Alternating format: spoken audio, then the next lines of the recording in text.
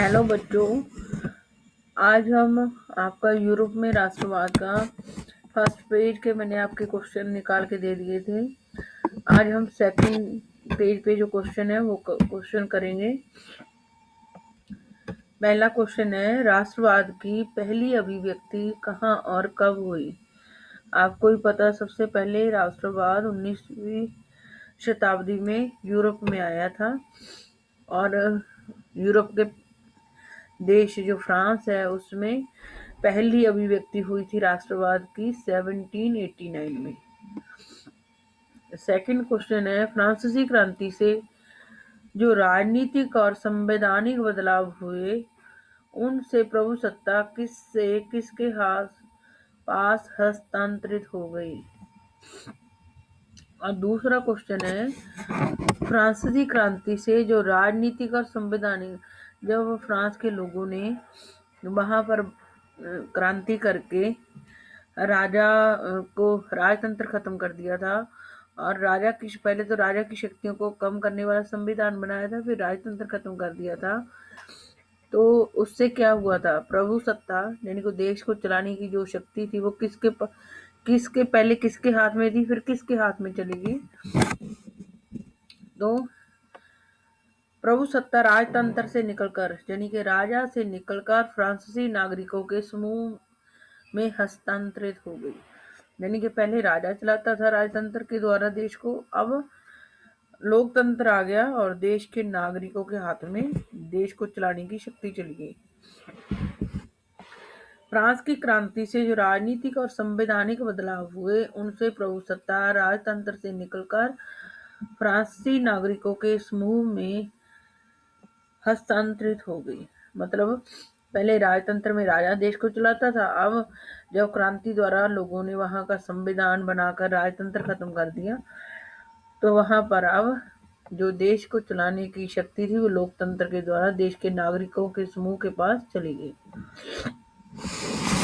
अब तीसरा क्वेश्चन है, फ्रांस में क्रांति ने क्या घोषणा की? पहला हो गया, दूसरा हो गया, तीसरा क्वेश्चन क्या है, फ्रांस में क्रांति ने क्या घोषणा की? जब वहां पर क्रांति हो गई तो क्या घोषणा हुई थी? फ्रांस में क्रांति ने घोषणा की कि अब लोगों द्वारा राष्ट्र का गठन होगा। यानी कि देश को, पहले जब क्रांति हो गई तो वहां के लोगों ने या क्रांतिकारियों ने घोषणा कर दी कि अब देश का गठन है। यानी कि देश की सरकार कौन बनाएगा? लोग बनाएंगे।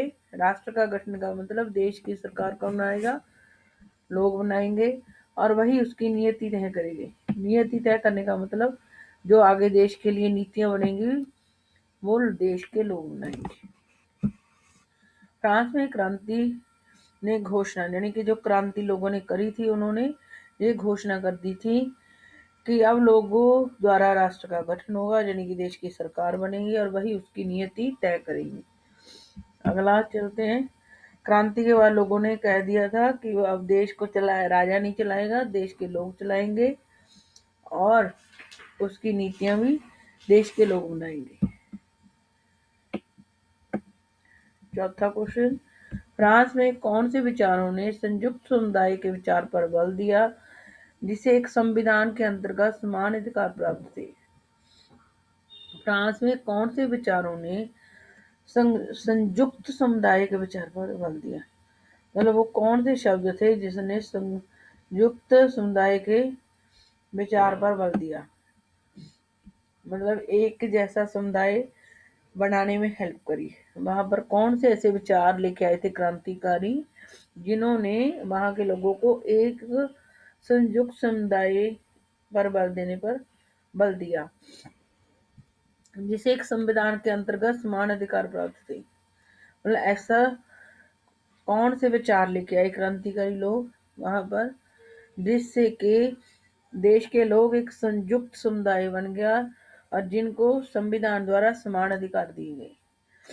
पितृभूमि और नागरिकों जैसे विचारों ने वहां पर पितृभूमि और नागरिक जैसे विचार लेकर आए क्रांतिकारी लोग जिससे देश के लोगों को एक संयुक्त समुदाय बनाने पर बल दिया गया और ऐसा संयुक्त समुदाय जिसको संविधान के अंतर्गत अधिकार प्राप्त थे।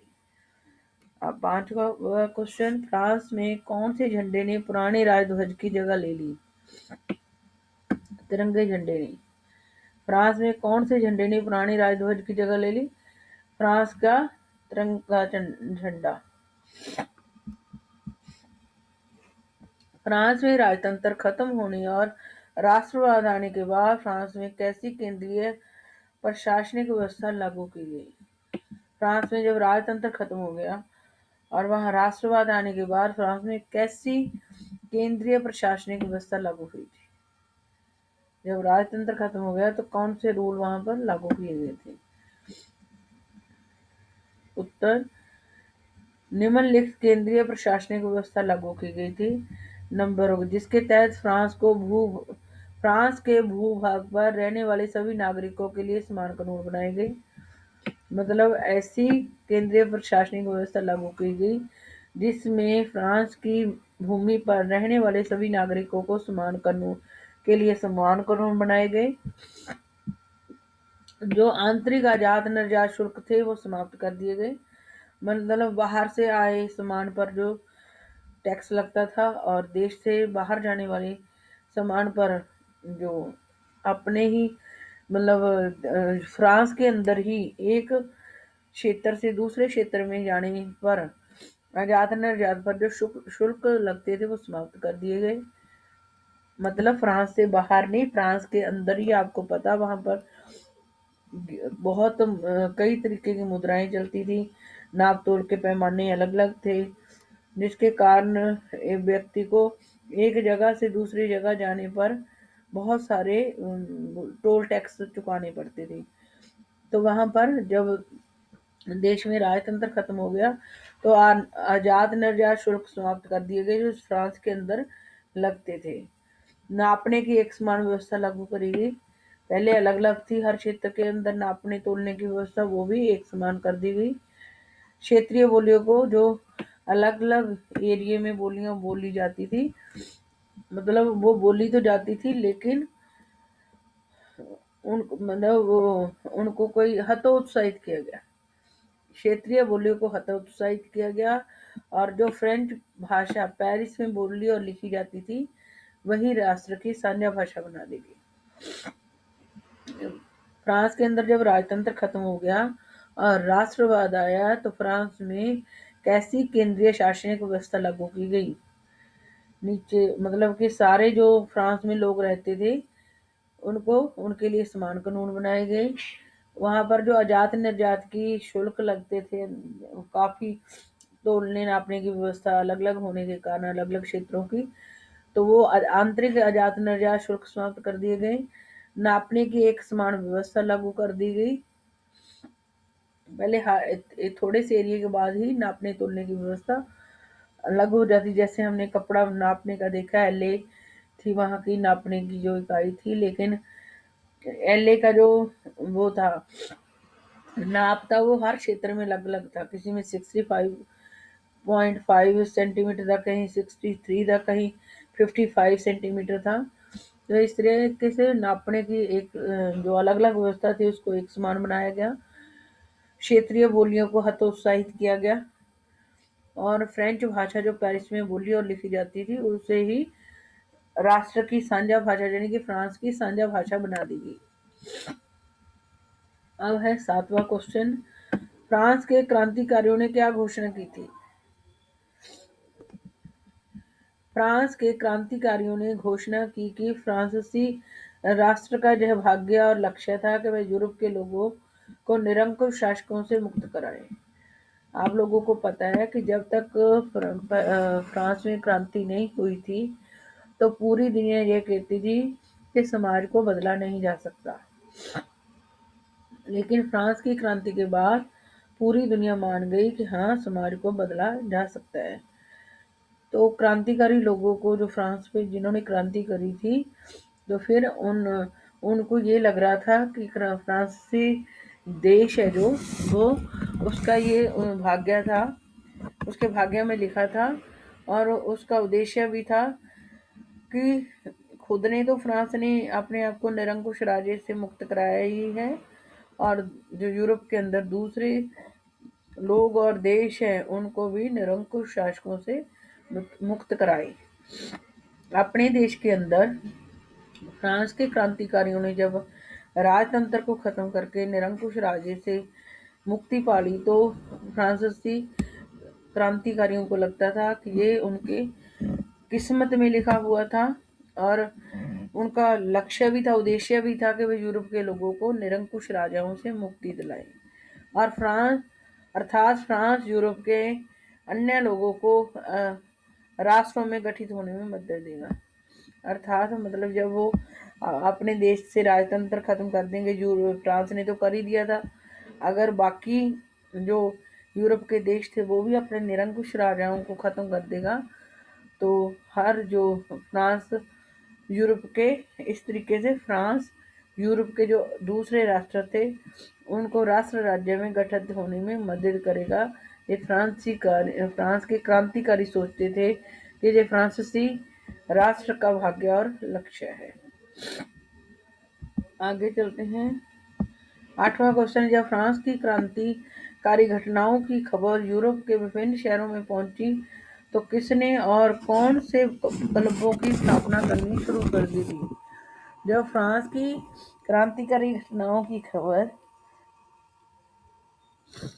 यूरोप के विभिन्न शहरों में पहुंची तो किसने, जब फ्रांस पता चला यूरोप के दूसरे देशों को, शहरों को, कि फ्रांस में जो लोगों ने क्रांति कर दी अपने राजा के विरुद्ध, तो फ्रांस के लोगों को देखकर किसने और कौन से क्लब बनाने शुरू कर दिए थे? जब फ्रांस की क्रांतिकारी घटनाओं की खबर यूरोप के बाकी शहरों में पहुंची तो वहां के जो स्टूडेंट थे, छात्र छात्राओं तथा शिक्षित जो पढ़े लिखे मध्य वर्ग के लोग थे, जो जैसे कि आपने फ्रांस में देखा है, जो व्यापारी, व्यवसायी और अदालत में काम करने वाले लोग थे, वो शिक्षित मध्य वर्ग कहलाता था पूरे यूरोप के अंदर ही, फ्रांस में ही, यूरोप में भी।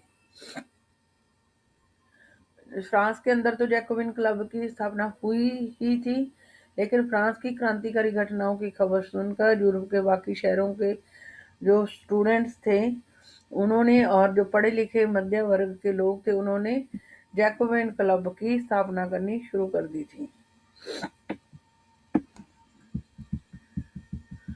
9वां क्वेश्चन है, जब फ्रांस की क्रांतिकारी घटना की खबर से यूरोप के बाकी शहरों में छात्र तथा शिक्षित मध्य वर्ग के नए सदस्यों ने जैकोबिन क्लब की स्थापना करनी शुरू कर दी, तो इन सब की गतिविधियों और अभियानों ने फ्रांस की सेनाओं के लिए कब और कौन से देशों में घुसने के रास्ते तैयार कर दिए?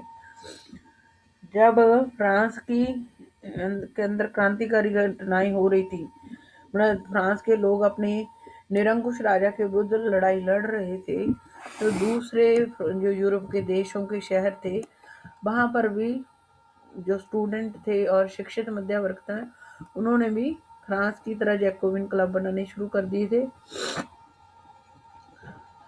तो जब फ्रांस के लोगों को लगा कि दूसरे उसके पड़ोसी देश भी या शहर भी मतलब वैसे ही उनके जैसे ही निरंकुश राजा से स्वतंत्रता पाने चाहते हैं, तो फिर 1790 में के दशक में हॉलैंड, बेल्जियम, स्विट्जरलैंड और इटली के बड़े इलाकों में घुसने के लिए रास्ते तैयार करती है।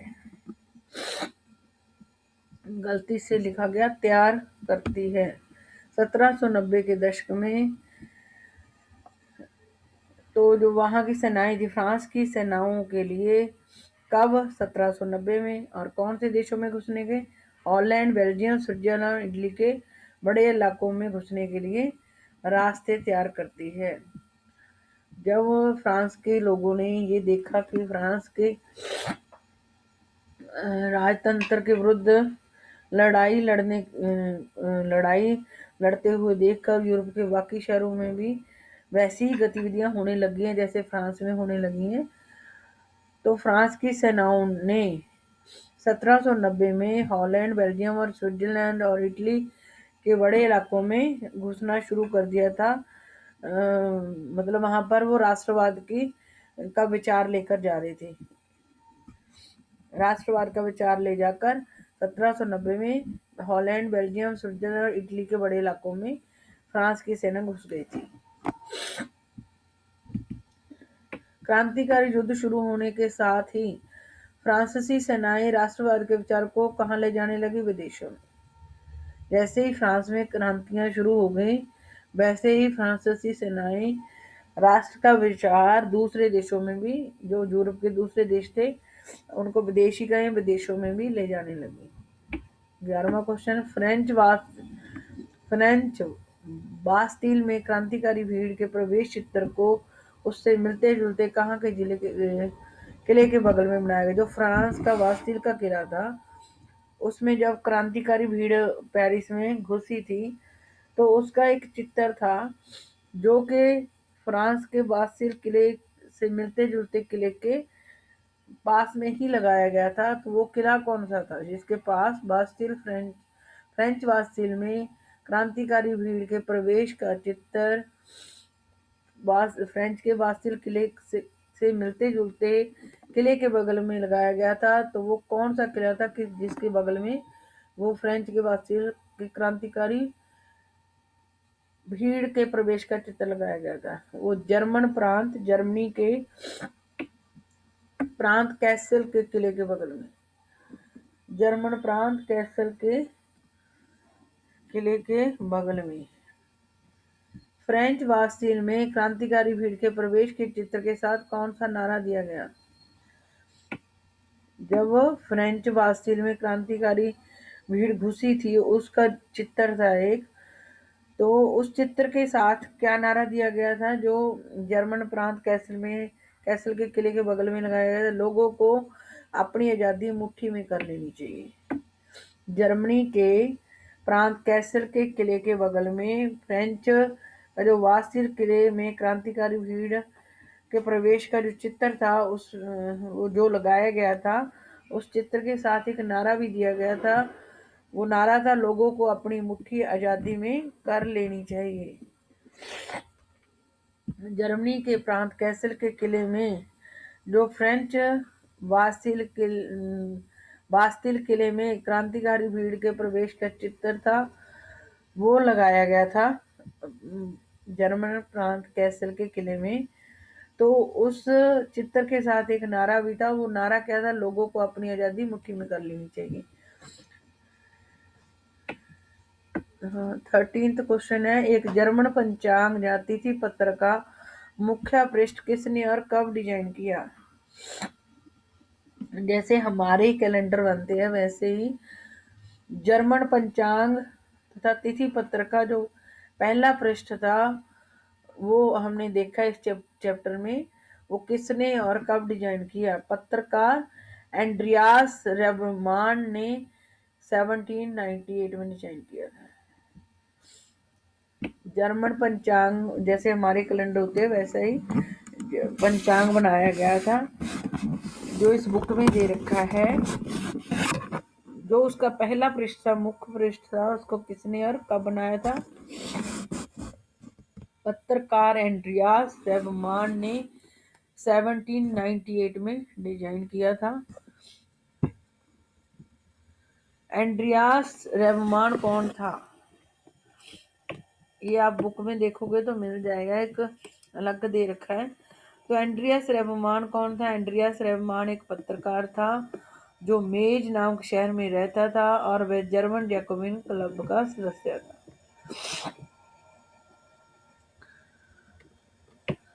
एंड्रियास रेबमान कौन था जिसने जर्मन पंचांग का वो बनाया था, चित्र बनाया था 1798 में? एंड्रियास रेबमान कौन था? एंड्रियास रेबमान एक पत्रकार था जो मेज नामक शहर में रहता था जर्मनी के, और वह जर्मन जैकोबिन क्लब का सदस्य था। एंड्रियास रेबमान कौन था? एंड्रियास रेबमान एक पत्रकार था जो मेज नामक शहर में जर्मनी के रहता था और जर्मन जैकोबिन क्लब का सदस्य था। 15th क्वेश्चन, नेपोलियन के नियंत्रण में जो विशाल क्षेत्र आया, वहां उसने कैसे सुधारों की शुरुआत की? नेपोलियन के नियंत्रण में जो विशाल क्षेत्र आया, जब मतलब कि फ्रांस में लोगों ने अपने राजा को खत्म करके वहां पर अपना संविधान, लोकतंत्र ले आए थे। तो फिर 1804 में वहां पे वो आ गया था नेपोलियन। नेपोलियन ने लोकतंत्र खत्म करके राजतंत्र द्वारा ले आया था 1804 में। तो उसने फिर नेपोलियन ने जब नेपोलियन ने लोकतंत्र खत्म कर दिया फ्रांस में, दोबारा से राजतंत्र ले आया, तो उसने कुछ ऐसे सुधार, मतलब उसने कुछ जो जो क्षेत्र उसमें था, नियंत्रण में था, नेपोलियन के जो कंट्रोल में क्षेत्र था, उसमें कुछ उसने सुधार किए थे। तो सुधार देखते हैं कौन कौन से सुधार। नेपोलियन के नियंत्रण में जो विशाल क्षेत्र है, वह उसने वहां उसने ऐसे अनेक सुधारों की शुरुआत की जिन्हें फ्रांस में पहले ही आरंभ किया जा चुका था। मतलब नेपोलियन ने आके कोई नई चीज नहीं लागू की, बस लोकतंत्र को खत्म कर दिया, राजतंत्र ले आया, लेकिन उन्हीं सुधारों को लागू कर दिया जो उसके आने से पहले फ्रांस में लागू हो चुके थे। नेपोलियन ने फ्रांस में किस शासन को नष्ट किया और किस शासन को वापस लेकर आया, ये आपको मैंने बता ही दिया। नेपोलियन ने वहां लोकतंत्र को नष्ट किया और राजतंत्र को वापस लाया था। 1804 की नागरिक संहिता को और किस नाम से जाना जाता है? यह वही संहिता है जो नेपोलियन ने 1804 में लोकतंत्र को खत्म करके राजतंत्र लाकर लागू की थी।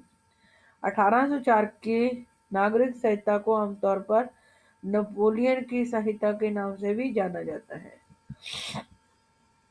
1804 की नागरिक संहिता, जिसे नेपोलियन संहिता के नाम से भी जाना जाता है, उसमें कौन सी व्यवस्थाएं की गई थी? जो 1804 में नागरिक संहिता, जिसको नेपोलियन संहिता भी कहा जाता था, उसके द्वारा नेपोलियन ने कौन सी व्यवस्थाएं लागू की थी वहां पर फ्रांस में, और जहाँ उसके जो नियंत्रण में एरिया था। 1804 की नागरिक संहिता में नेपोलियन ने जन्म पर आधारित विशेषाधिकार समाप्त कर दिए थे। ये तो उससे पहले भी वहां के मध्य वर्ग के लोगों ने जो संविधान बनाया था उसमें भी विशेषाधिकार खत्म कर दिए गए थे। जब ये दोबारा राजतंत्र लेके आया नेपोलियन, उस समय भी इसने जन्म पर आधारित विशेषाधिकार समाप्त कर दिए थे। नंबर 2, उसने कानून के समक्ष बराबरी और संपत्ति के अधिकार को सुरक्षित बनाया था। कानून मतलब नेपोलियन ने लोगों को कानून के समक्ष बराबरी दी सबको, और संपत्ति का अधिकार दिया। इस संहिता को फ्रांसीसी नियंत्रण के 3 क्षेत्रों में लागू किया गया। मतलब जो नेपोलियन था वो पूरे यूरोप पे कब्जा करना चाहता था।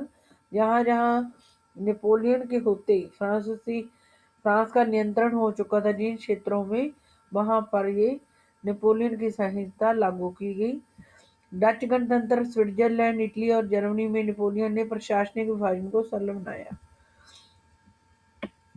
नेपोलियन ने अपने आने के बाद डच गणतंत्र, यहाँ पे कॉमा है, डच गणतंत्र, स्विट्जरलैंड, इटली और जर्मनी में नेपोलियन ने प्रशासनिक विभाजन को सरल बनाया।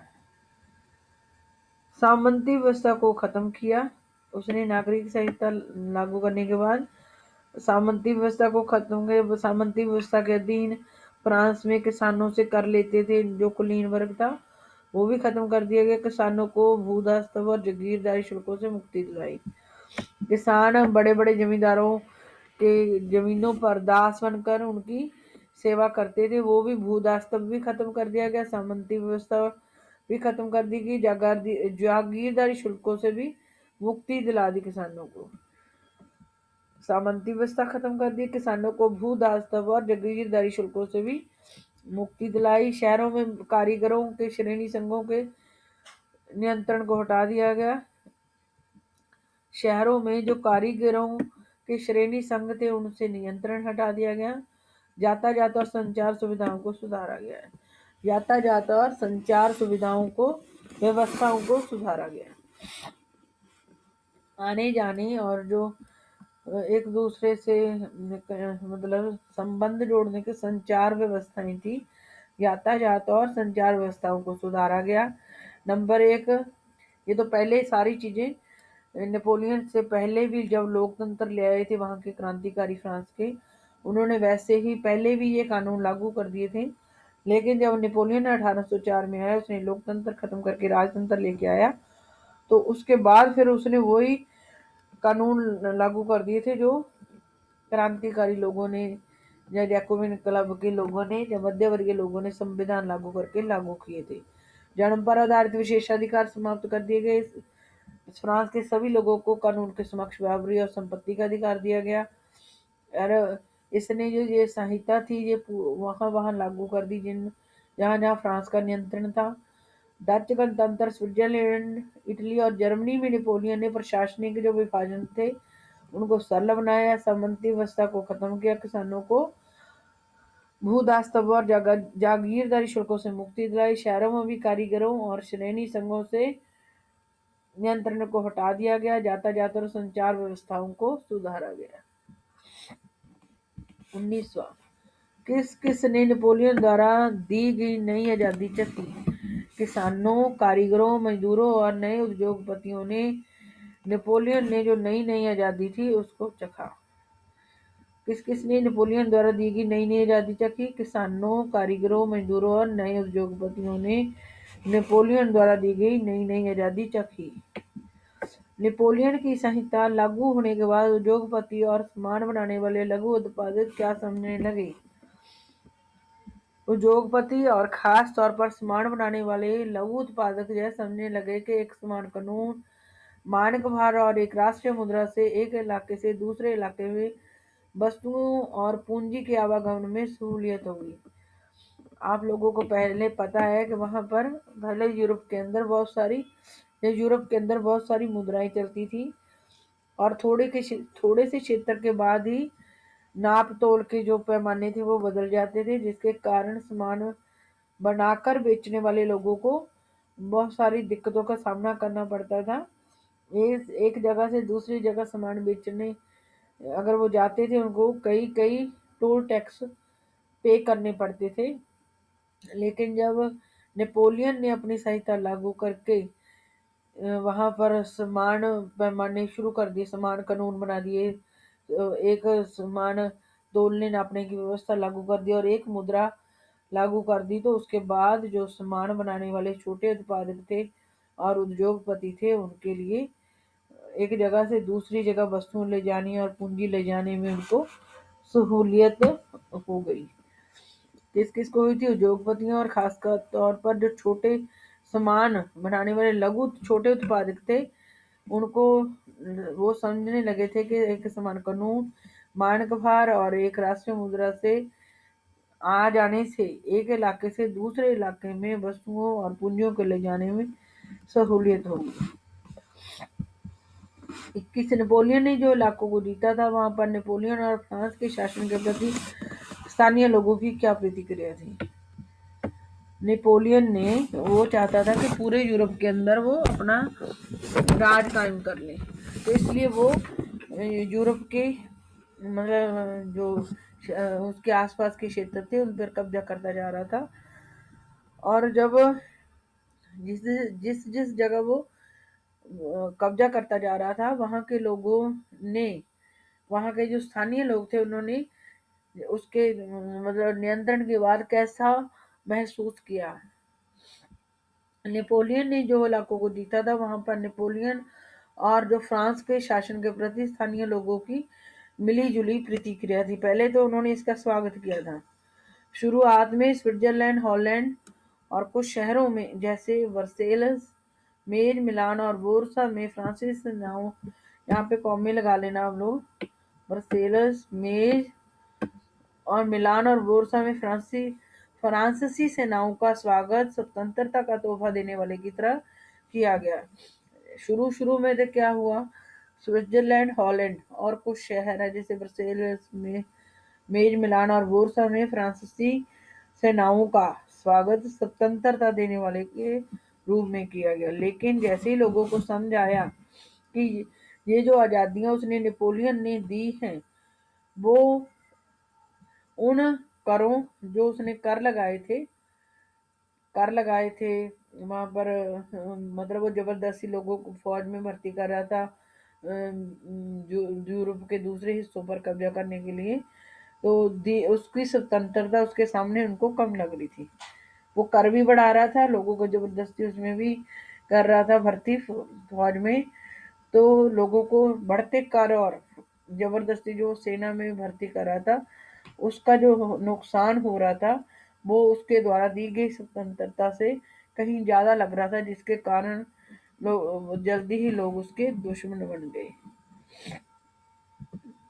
पहले जो उनका स्वागत स्वतंत्रता के अनुरूप नहीं तो देखो, लेकिन जब स्थानीय लोगों को यह पता चलने लगा कि नई प्रशासनिक व्यवस्थाएं राजनीतिक स्वतंत्रता के अनुरूप नहीं तो शीघ्र ही शुरुआती उत्साह दुश्मनी में बदल गया। जब लोगों को लगा कि उसके द्वारा लगाया जाने वाला कर और जो वो जबरदस्ती भर्ती कर रहा है फौज में पूरे यूरोप पर कब्जा करने के लिए, उससे जो नुकसान हो रहा है वो स्वतंत्रता से कहीं ज्यादा है, तो लोग उसके दुश्मन हो गए थे जिस जिस एरिया पे भी वो कब्जा करता जा रहा था। नेपोलियन द्वारा जीते हुए इलाकों में पहले नेपोलियन और फ्रांसीसी सेनाओं का स्वागत स्वतंत्रता का तोहफा देने वाले के रूप में किया गया, लेकिन बाद में दुश्मनी में क्यों तब्दील हो गया, ये चीज मैंने ऊपर भी समझा दी है। नेपोलियन द्वारा जीते हुए इलाकों के स्थानीय लोगों को नेपोलियन द्वारा दिए गए प्रशासनिक परिवर्तनों से मिलने वाला फायदा कम लग रहा था। नेपोलियन द्वारा बढ़ाए गए कार सेंसरशिप और बाकी यूरोप को जीतने के लिए जो वह फ्रेंच सेना में जबरदस्ती भर्ती कर रहा था, उससे होने वाला नुकसान के मुकाबले, मतलब जो वो कर लगा रहा था सेंसरशिप और बाकी यूरोप को जीतने के लिए फ्रेंच सेना में जबरदस्ती भर्ती कर रहा था, तो इससे जो होने वाला नुकसान था उसके द्वारा दी गई स्वतंत्रता से कहीं ज्यादा था, जिसके कारण लोग उसकी दुश्मनी में दुश्मन बन गए। राइनलैंड का डाकिया लाइप्सिंग से आते हुए सब कुछ गवा देता है, यह किसके लिए कहा गया और क्यों? राइनलैंड का डाकिया लाइप्सिंग से आते हुए, लाइप्सिंग क्या है? जगह का नाम है। ये हार गया था, नेपोलियन लाइप्सिंग का युद्ध हार गया था। तो राइनलैंड का डाकिया लाइप्सिंग से आते हुए सब कुछ गवा देता है, यानी कि इसको हार गया था लाइप्सिंग को। तो ये किसके लिए कहा गया है? ये नेपोलियन के लिए कहा गया। और क्यों कहा गया है? नेपोलियन के लिए कहा गया है क्योंकि जो नेपोलियन को 1813 में लाइप्सिंग की लड़ाई हारकर फ्रांस लौटते हुए डाकिये के रूप में दर्शाया गया। एक चित्र है आपकी बुक में जिसमें नेपोलियन को जब वो लाइप्सिंग की लड़ाई हार जाता है तो उसको डाकिये के रूप में दिखाया है 1813 में। और उसके झोले से गिरती, मतलब ऐसा डाके जिसके झोले से वो लेटर जो गिर रहे थे, उस उन लेटरों के ऊपर उन उन भूभागों का नाम लिखा हुआ था जिन्हें वो हाथ चुका था। लापिस सिंह की जब वो लड़ाई हारकर वापस आ रहा था 1813 में, तो किसी कलाकार ने उसका डाकिये के रूप में चित्र बना दिया और उस और दिखा दिया। उसके थैले से गिरती हुई हर लेटर के ऊपर उस भूभाग का नाम लिख कर दिखा दिया जिसको वो हार गया था। 24वां क्वेश्चन, जबे बर्केन जबे बर्केन जर्मनी में, मतलब कि जब फ्रांस के अंदर क्रांति शुरू हो गई थी अपने राजा के विरुद्ध, निरंकुश राजा के विरुद्ध, तो वहां के क्रांतिकारी क्या सोच रहे थे कि फ्रांस का भाग्य और लक्ष्य है कि वो पूरे यूरोप के जो दूसरे शहर हैं और देश हैं उनको निरंकुश राजाओं से मुक्त करवाएगा। लेकिन जब नेपोलियन आया तो नेपोलियन ने फ्रांस के लोगों का नाम खराब किया, क्योंकि फ्रांस वो पूरे यूरोप के ऊपर कब्जा कर रहा था। जब वो जर्मनी पे वो कर रहा था, कब्जा करने गया था, तो लेकिन फ्रांस के क्रांतिकारियों ने कहा कि फ्रांस के लोग दूसरे देशों को भी निरंकुश राजाओं से मुक्त करवाने के लिए लड़ रहे हैं। लेकिन जब नेपोलियन 1804 के बाद लोगों पर कब्जा कर रहा था, तो वहां का चित्रकार था कोई जर्मनी का, जब जर्मनी के जबे बर्केन में ये गया था नेपोलियन लूट मार करने, तो वहां का कोई कलाकार था कि फ्रांस के लोग तो गलत कहते हैं, मतलब कि वो लोगों को मुक्त करवाते हैं निरंकुश राजाओं से, ये तो खुद कब्जे में ले रहे हैं लोगों को। तो उन्होंने फिर जब वे बर्केन जर्मनी में स्वतंत्रता का वृक्ष, उसने एक मतलब उस कलाकार ने जिसने जिसने सुना हुआ था कि फ्रांस के लोग दूसरे देशों और शहरों की हेल्प करते हैं निरंकुश राजाओं से मुक्ति कराने का, जब उसने देखा कि फ्रांस का नेपोलियन मतलब अब कब्जा कर रहा है दूसरे देशों के ऊपर, तो उसने एक चित्र बनाया था।